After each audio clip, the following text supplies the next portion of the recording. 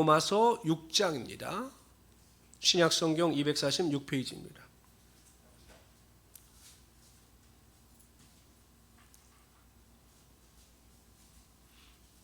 신약성경 246페이지 로마서 6장입니다.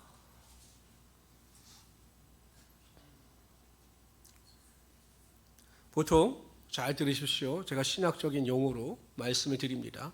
왜냐하면 금요교대에 나오시는 분들은 충분히 이해하실 수 있다고 생각을 하기 때문에 말씀을 드리고, 제가 몇 번 말씀을 드렸습니다. 우리가 구원의 교리를 이야기할 때 목사님들이 어디까지 주로 강조하냐면 칭의까지만 강조해요. 우리가 믿으면, 복음을 믿으면 구원을 얻는다, 여기까지만 자꾸 강조를 하십니다. 맞아요. 이걸 보통 우리가 믿음으로 복음을 받아들일 때 우리가 의로워서 의롭게 되는 것이 아니라 하나님께서 우리를 의롭다 판결하셨기 때문에 우리가 의롭게 된 겁니다. 이것을 신학적인 용어로 칭의라고 합니다. 뭐라고요? 어렵지 않죠? 하나님께서 우리를 의롭다 칭하셨다. 칭의예요. 구원의 교리 중에서 이제 구원을 받은 겁니다.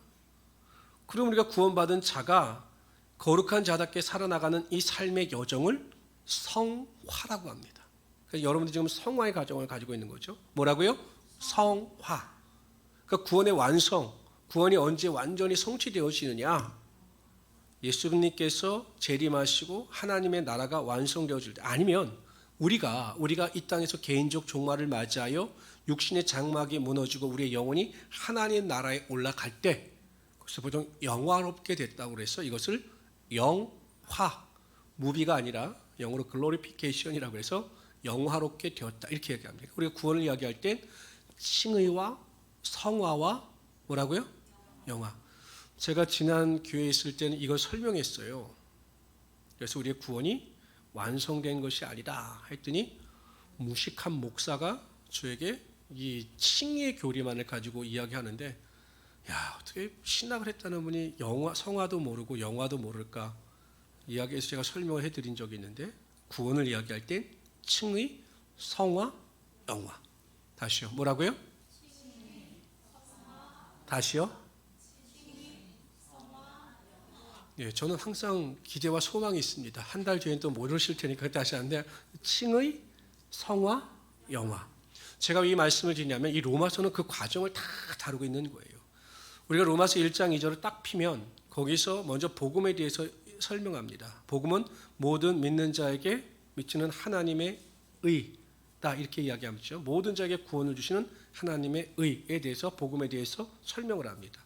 근데 왜 복음이 필요한가? 그 이유는 모든 이방인들과 모든 유대인들이 다 죄인이기 때문이라는 거예요. 죄인이기 때문에 모든 사람들에게 복음이 필요하다. 그걸 1장에서 설명해요. 2장에서도 유대인들의 죄에 대해서 이야기합니다. 그러니까 이방인이나 유대인들이나 다 죄다, 멸망과 절망 가운데 빠질 수밖에 없는 존재다, 이걸 설명을 합니다. 그러면 하나님께서 무책임하게 너희들은 다 죄인이야 이렇게 말씀하시는 것이 아니라 그 죄의 절망에서 벗어날 수 있는 길을 예비하셨어요. 그것을 3장에서 말씀하시는 겁니다. 모든 사람이 죄를 범하였음에 하나님의 영광에 이르지 못하더니 예수 그리스도의 십자가 복음의 은혜와 능력으로 말미암아 다 구원을 얻을 수 있는 길을 예비하신 거죠. 구약의 율법은 행위를 통해서 구원을 얻을 수 있다고 이야기하지만 사도 바울을 통해서 하나님은 믿음의 길을 말씀하여 주신 겁니다. 오직 예수 그리스도의 십자가 복음의 은혜와 능력을 믿을 때 구원을 얻는다. 이 구원은 칭의예요.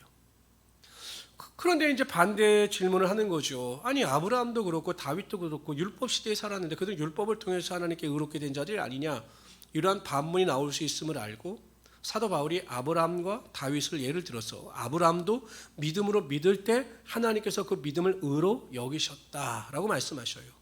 할례를 받았기 때문에 의로운 것이 아니라 하나님께서 그를 의롭다 인정하시고 그것을 표현 구별시키기 위해서 할례를 주셨다, 이렇게 4장에서 설명을 하죠. 그러면서 5장에서는 뭘 설명하냐? 구원받은 자들, 칭의를 얻은 자들에게 나타나는 하나님의 축복에 대해서 설명을 합니다. 화평을 누릴 것이고 하나님으로 인하여 하나님의 영광을 위하여 즐거운 삶을 살아가게 될 것이다. 그럼 여러분, 예수 믿는 사람은 행복한 사람이다, 행복하지 않은 사람이다? 행복한 사람이라는 거예요. 그러니까 여러분들은 아무 이유 없이 얼굴에서 웃음이 떠나지 말아야 하는 거죠. 그것이 믿는 자들에게 주시는, 구원받은 칭의를 얻은 자들에게 주시는 하나님의 축복이다. 이걸 5장에서 강조해요. 그럼 6장에서부터 이제 뭘 강조하느냐? 그럼 제가 칭의에 대해서 설명했죠. 그럼 믿는 성도들이 하나님의 영광을 위하여 살아가야 하는 성화에 대해서 설명을 합니다. 6장의 내용이 굉장히 복잡하고 막 굉장히 말이 어려운 것 같은데 아주 공식이 간단해요. 그래서 제가 오늘은 6장을 통해서 성화, 예수 믿는 사람들에게 필요한 성화, 거룩한 삶을 살아가야 하는 이유와 방법이 무엇인가에 대해서 설명을 하도록 하겠습니다.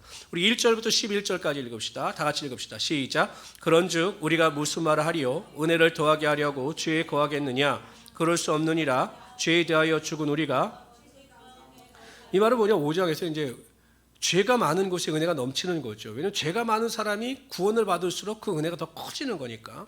그래서 우리가 죄에 대하여 죽은 우리가 은혜를 더 체험하기 위해서 죄 가운데 거할 수 있느냐? 그럴 수 없다라는 겁니다. 3절 시작. 무릇 그리스도 예수와 합하여 세례를 받은 우리는 그의 죽으심과 합하 세례를 받은 줄을 알지 못하느냐? 그러므로 우리가 그의 죽으심과 합하여 세례를 받음으로 그와 함께 장사되었나니 이는 아버지의 영광으로 말미암아 그리스도를 죽은 자 가운데서 살리신 것 같이 우리 또한 새 생명 가운데서 행하게 하려 함이라. 만일 우리가 그의 죽으심과 같은 모양으로 연합한 자가 되었으면 또한 그의 부활과 같은 모양으로 연합한 자가 되리라. 우리가 알거니와 우리의 옛사람이 예수와 함께 십자가에 못 박힌 것은 죄의 몸이 죽어 다시는 우리가 죄에게 종노릇하지 아니하려 함이니 이는 죽은 자가 죄에서 벗어나 의롭다 하심을 얻었습니다. 만일 우리가 그리스도와 함께 죽었으면 또한 그와 함께 살 줄을 믿노니 이는 그리스도께서 죽은 자 가운데 살아나셨음에 다시 죽지 아니하시고 사망이 다시 그를 주장하지 못할 줄을 알미로다. 그가 죽으심은 죄에 대하여 단번에 죽으시며 그가 살아계심은 하나님께 대하여 살아계심이니. 11절이 주제죠. 11절이 핵심이. 그러니까 사도 바울이 앞에서 설명한 모든 말을 압축하여 결론을 내는 것이 11절입니다. 왜 우리가 거룩하게 살아가야 하고 성화의 삶을 살아가야 하는가? 11절에 있습니다. 시작. 이와 같이 그리스도 예수 안에서 하나님께 대하여는, 그러니까 우리 누구냐? 하나님께서 우리를 의롭다 하셨기 때문에 과거의 죄에 대해서 죽은 자다. 우리는 더 이상 죄인이 아니다라는 거죠. 하나님께 대하여는 살아있는 자다. 이 하나님께 대하여라고 하는 헬라어를 두 가지로 해석할 수가 있어요. 하나님 안에서 살아있는 자, 하나님의 영광을 위하여 살아있는 자, 이 두 가지로 해석할 수가 있어요. 그러니까 여러분, 우리는 하나님을 위하여 살아가는 자고 하나님의 영광을 위하여 살아가는 자가 되었다. 이것은 곧 우리가 하나님의 거룩한 자녀요 의인이 되었다라는 것을 의미하는 겁니다. 그러니까 여러분, 우리가 왜 거룩한 삶을 살아가야 되고 성화의 삶을 살아가야 하는가? 우린 더 이상 죄인이 아니고 뭐라고요? 의인이기 때문에. 그러니까 여러분, 죄인은 성립이 되지만 죄와 의인은 성립이 되지 않아요. 그러니까 우리 신분에 걸맞는 삶을 살아가기 위해서 거룩한 성화의 삶을 살아가야 한다는 것입니다. 얼마 전에 뉴스가 났어요. 그 무슨 뉴스냐면, 대서특필이 된 것이 무엇이냐면, 어떤 사람이 택시를 탔는데, 요즘에 그런 일이 많죠.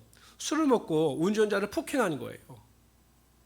이게 일반인이었으면 크게 뉴스가 되지 않았는데, 그 술을 먹고 운전자를 폭행한 사람이 누구였냐면 경찰서 간부였어요.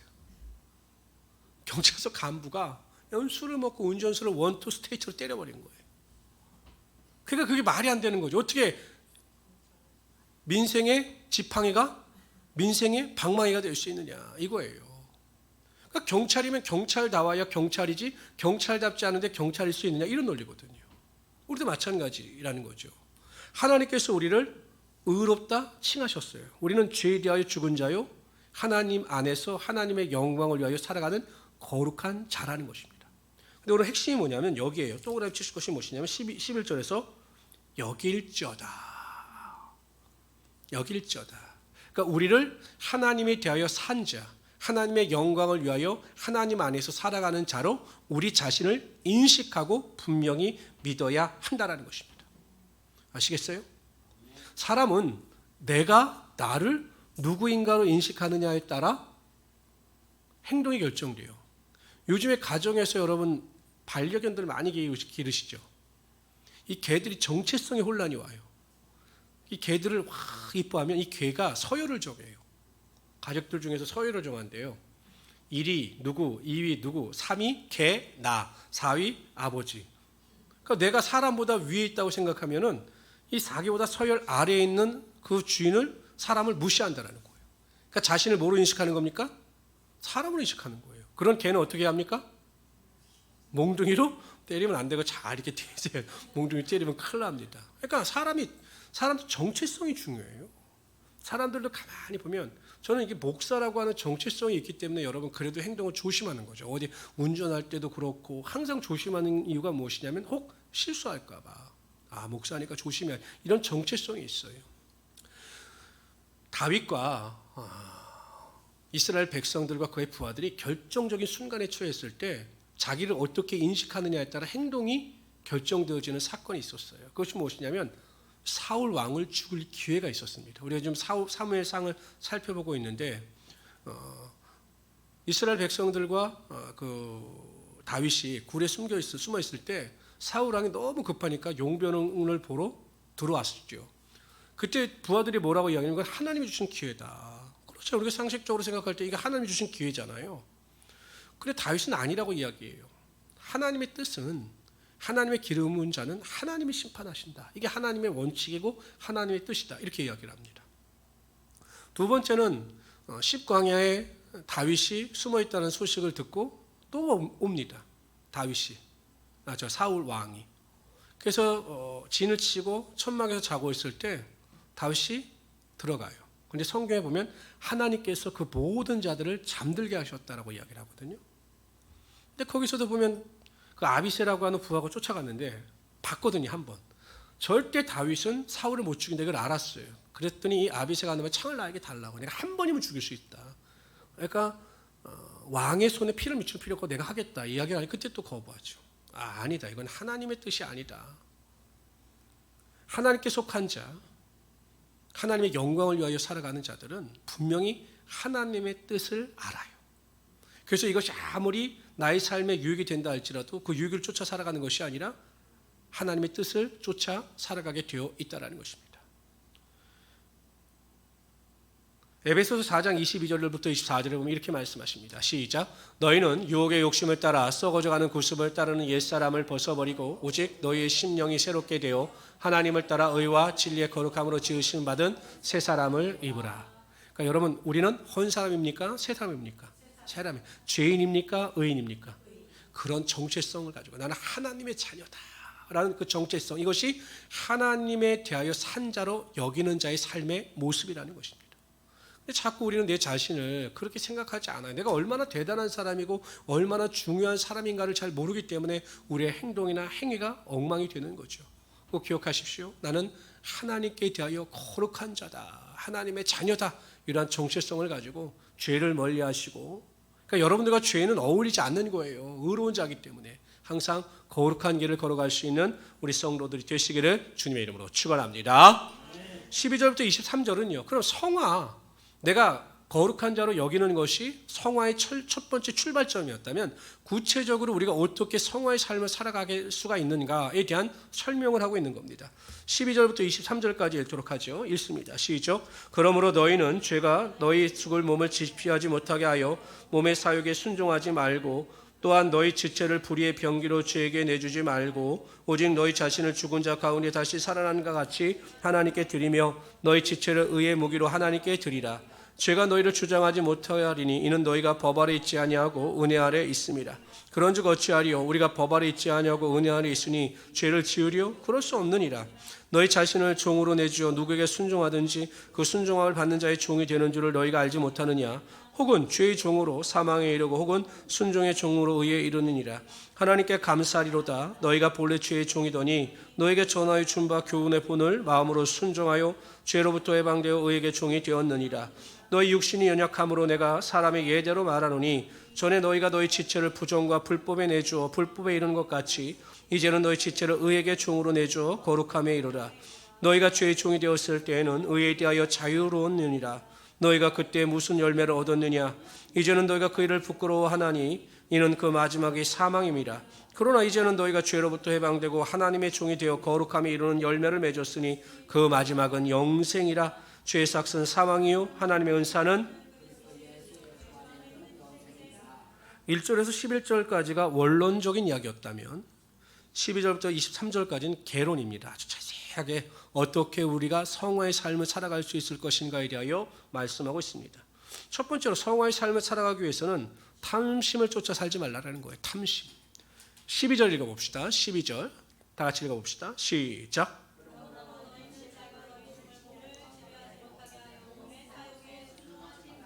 뭡니까? 제일 중요한 게 몸의 사욕에 순종하지 말라라는 거예요.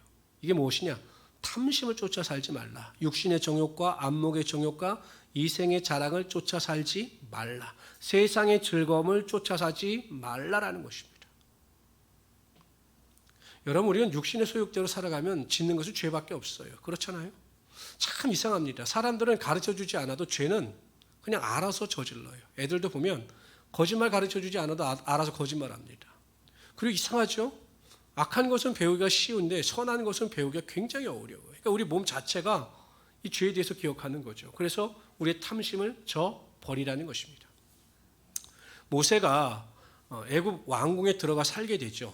그때 보통 우리 성경은 바로라고 이야기를 하는데 이 바로는 보통 태양의 신 파라오를 바로라고 부르는 겁니다. 그래서 애굽의 대부분의 왕들을 바로, 파라오 이렇게 불렀습니다. 근데 이 모세가 살았을 때 왕이 투트모스 1세예요. 근데 그 딸이 누구냐면 하세수트 공주입니다. 하세수트. 근데 이 하세수트는 결혼해서 아이를 낳았는데 전부 죽었어요. 그러니까 아이가 없었죠. 그래가지고 모세를 데려다 기른 겁니다. 그 딸 하나가 있었던 거 그래요, 진짜. 그래서 하셉수트가 그 딸이 또 결혼해서 투트모스 2세하고 결혼을 해서 투트모스 3세하고 결혼해서 아이를 낳았는데 또 아이가 어린 아이가 이제 아들이 하나인데 10살밖에 되지 않았던 거죠. 그러니까 모세의 입장에서 보면 이 하세수트 자신을 구원해준 이 왕비를 제대로 잘 섬기면 그래도 애굽에서 아주 중요한 지위에 올라갈 수 있었죠. 아니 마음만 먹으면 왕도 될 수 있지 않았겠습니까? 근데 성경이 뭐라고 이야기하냐면 이렇게 이야기합니다. 히브리서에 보면 다 같이 읽어봅시다. 시작. 믿음으로 모세는 장성하여 바로의 공주의 아들이라 칭함을 거절하고 도리어 하나님의 백성과 함께 고난받기를 잠시 죄악의 낙을 누리는 것보다 더 좋아하고. 그리고 육신의 정욕과 안목의 정욕과 이생의 자랑을 쫓아 살면 모세가 선택할 곳은 왕궁이었죠. 이스라엘 백성들과 40년 동안 광야에서 그 고생하는 거 선택하겠습니까? 여러분들 같으면 어떻게 하겠어요? 뭘 선택하겠습니까? 왕궁을 선택하시겠습니까? 광야를 선택하시겠습니까? 네? 광야 선택하겠죠. 아마 이렇게 생각하시죠. 광야가 아니라 왕궁에서 예수를 잘 믿으면 됩니다. 이게 정답인데요. 대부분 왕궁을 선택하죠. 그런데 모세는 광야를 선택했어요. 육신의 정욕과 안목의 정욕과 이생의 자랑이 아니라 하나님의 부르심, 콜링. 그래서 이스라엘 백성들을 이끌고 광야에서 하나님의 영광을 위하여 고난의 행진의 길을 가는 그 영적인 일을 선택한 것입니다. 탐심이 아니라 하나님의 영광을 선택한 것이죠. 욕심을 버리고 하나님의 영광을 위하여 살아간 것입니다. 만약에 모세가 왕궁을 선택했으면 단지 역사의 책에 애굽의 왕, 이 정도만 기록이 되었겠죠. 아니면 또 뭐 영모가 일어나서 죽었을지도 몰라요. 이방인에게 왕의 자리를 허락하겠습니까? 그런데 하나님께서 기뻐하시는 영적인 일을 선택하니 우리가 읽고 있는 성경의 위대한 인물. 나중에 하나님께서 모세를 이야기할 때 나와 대면하여 알던 자다. 그 온유함의 지면에 어떤 사람들보다 뛰어났던 사람이다. 이렇게 칭찬하고 있지 않습니까? 지금 당장은 육신의 정욕과 안목의 정욕과 이생의 자랑을 쫓아 살아가는 것이 행복하고 좋을 수가 있어요. 예를 들면 이런 거죠. 여러분 참 저도 가끔 그런 걸 보려야 되는데 그냥 막 운동을 하고 나서 딱 보면 뭐가 제일 마시고 싶은지 아세요? 아주 콜라가 먹고 싶어요. 콜라. 시원한 콜라가. 그래서 막 편의점 같은 데 가서 콜라를 막 사서 막 벌컥벌컥 마십니다. 그럼 막 시원해요. 세상을 다 얻은 것 같아요. 근데 곧 지나면 또 목이 말라요. 그때는 물을 마셔야 되는 거예요. 그러니까 세상의 즐거움이 잠시 잠깐 우리의 삶을 즐겁게 하는 것 같지만 결국 영원한 목마름을 다시 일으킨다는 거죠. 그러나 하나님의 영광을 쫓아 살면, 탐심을 버리고 하나님의 영광을 쫓아 살면 그 인생이 비천한 것 같고 낮아지는 것 같지만 결국 하나님께서 높아주시고 그 안에서 참된 기쁨을 누리며 살아갈 수 있게 된다는 것입니다. 그런데 여러분, 이 자리에 참석한 여러분들은 육체의 사욕을 이기고 이 자리에 나온 자들이에요. 지금 여러분 얼마나 지금 금요일 날이 좋습니까? 불금인데. 집에서 그냥 앉아서 밥 먹고 치킨 시켜 먹고 뭐 얼마나 좋아요. 그런데 그 유혹을 이기고 이 자리에 나와서 예배 자리를 지키는 여러분들에게 반드시 하나님께서 하늘의 문을 여시고 하나님의 축복과 하나님의 능력으로 함께하여 주실 것입니다. 그래서 절대 탐심, 정말 탐심이 무서운 겁니다. 욕심을 부리지 마십시오. 항상 하나님을 영광을 위하여 살아갈 수 있는 우리 성도들이 되시기를 바랍니다. 두 번째, 성화의 삶을 살기 위해서 우리 몸을 의의 병기로 드려야 한다 이렇게 말씀하셔요. 13절 봅시다. 13절 있습니다. 시작. 죄에게 드리지 말고 오직 너희 자신을 죽은 자 가운데 다시 산 자같이 하나님께 드리며 너희 지체를, 그러니까 여러분 욕심을 버린다라고 하는 것이 소극적 단계였다면, 그러니까 욕심을 버리는 것이 소극적 단계였다면 하나님께 나의 삶을 의의 병기로 드리는 것, 그래서 성화를 이루는 것은 적극적 단계입니다. 여러분 그런 거 있잖아요. 성경에 보면 어느 귀신이 떠나갑니다. 그래서 물가로 다니면서 자신이 머물 곳을 찾다가 못 찾아요. 다시 와보니까 자신이 떠났던 그 집이 깨끗하게 청소되어져 있고 이전보다 살기가 더 좋아진 거예요. 겁이 나니까 가서 7 귀신을 데리고 그 집에 머물게 됩니다. 이 비유예요. 우리가 은혜를 체험하고 막 세상의 모든 것을 얻은 것 같은 기쁨 속에 마음의 만족함이 느낄 때 그것을 더 은혜로 채우지 아니하면 형편이 이전보다 더 악해질 수가 있다는 거예요. 여러분 예수 믿는 성도들 중에 전도하다 보십시오. 과거에 예수 믿던 사람들이 더 악합니다. 나 옛날에 교회 다니고 학생회 회장이었는데 막 이런 사람들은요 막 입에 거품을 물고서 교회를 욕해요. 그러니까 우리 마음을 잘 다스리면, 탐심을 버렸다면 그걸로 만족하지 말고 우리의 몸과 우리의 생각과 우리의 삶을 하나님의 의의 병기로 드릴 수 있어야 한다는 것입니다. 그런데 우리의 삶을 하나님께 의의 병기로 드린다라고 할 때 제가 보기엔 이 삶을 두 가지로 나눠볼 수 있어요. 첫 번째는 뭐냐면 기초 분야고 하나는 적용 분야예요. 그러니까 여러분 이게 수학도 풀다 보면 기초가 있고 심화 과정이 있거든요. 그런데 가끔 성도들은 이 기초 과정을 무시하고 그냥 신앙의 심화 과정으로 넘어갑니다. 이 기초 과정이 뭐냐면 하나님께 드리는 의의 병기로 드리는 이 기초 과정은 예배와 말씀과 기도예요. 그러니까 예배, 말씀, 기도가 세워져야 하나님 앞에서 온전한 우리의 삶을 드리는 삶의 기초가 세워지는 거죠. 여러분 보통 장로님들을 피택할 때 채택하는 란이 있어요. 이렇게. 거기에 뭐가 나오냐면 주중 예배에 참석하십니까가 꼭 나와요. 그럼 주중 예배 참석하지 않는 안수 집사님들은, 권사님들은 땡이에요. 아무리 발을 빌고, 그러니까 목사님들이 거기가 제일 난처한 거예요. 왜냐하면 권사나 장로로 신청을 했는데 주중 예배가 안 되는데 붙여야 되나 말아야 되나 이런 목사님들의 고민을 해결하기 위해서 다른 교회 목사님들이 고시원으로 딱 세워져요. 왜냐하면 목사님, 담임 목사님은 이 서류만 보고는 이 정의에 이끌려서 판단을 못하니까. 그래서 고시원들이 안 된다. 주중 예배를 안 드리기 때문에 안 된다. 성경을 1독, 2독 하지 않았기 때문에 안 된다. 또 뭐 기도를 얼마 하지 않기 때문에 이 사람 안 된다라고 다 탈락을 시켜버립니다. 이 기초가 되어져 있어야 돼요. 예배가 살아있고 우리가 하나님 앞에 의의 병기로 드리기 위해서는 예배가 살아있고 말씀이 살아있고 기도가 살아있어야 한다는 것입니다. 이게 기초예요. 그럼 의의 병기로 드리는 실천과 적용 부분은 무엇이냐면 예배와 말씀과 기도가 바로 세워져 있는 사람들이 교회 직분을 맡아야 되고 교회 봉사를 해야 되고 또한 교회에서 헌신의 삶을 살아가야 한다는 것입니다. 교회는 절대로 예배와 말씀과 기도로 세워지지 않은 사람을 직분자로 세우면 안 돼요.